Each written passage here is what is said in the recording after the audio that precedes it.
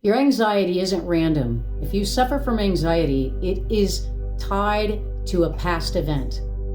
And what happens is every time that you lean into a trigger, so something that triggers that anxiety, that past event, that neural pathway that's tied to that past event, every time that it shows up, if you allow it to play out, the next time it will come faster and harder.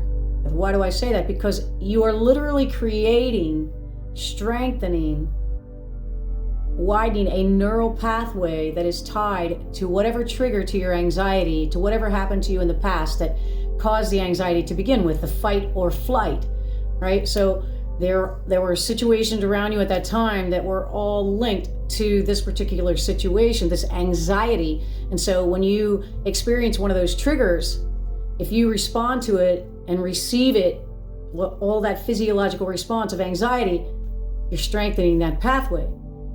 When you start feeling anxious, you have to assess, am I in imminent danger? And if you are not in imminent danger, and there's no real threat around you, you must take hold of that emotional situation and not let it flourish, because it can become an identity really fast, to where you're saying to people, I get anxious, I am anxious. These kinds of things are identities. And once you latch onto an identity like that that's not healthy for you, it's only going to get worse. And people lean into medications, pharmaceutical medications for this type of thing, when really it's just about controlling your emotions. All you're doing by taking a medication is shutting off your emotional channels. I mean, that's basically what you're doing.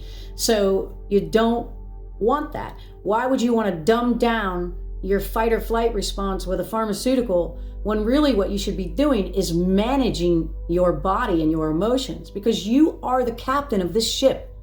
The ship is not the captain of you. You are the captain of this ship. So if you suffer from anxiety, you must take control of it naturally.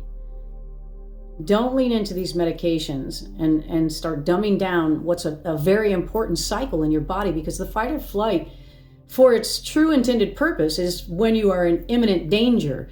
And you should never want to dumb that down 24/7. And if you are at a point that you feel that you can't do it on your own, try hypnosis before you lean into pharmaceutical drugs when it comes to anything emotional.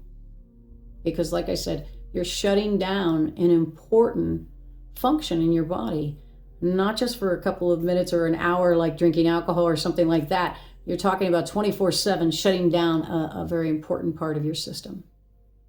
Lisa Michaels, stay blessed.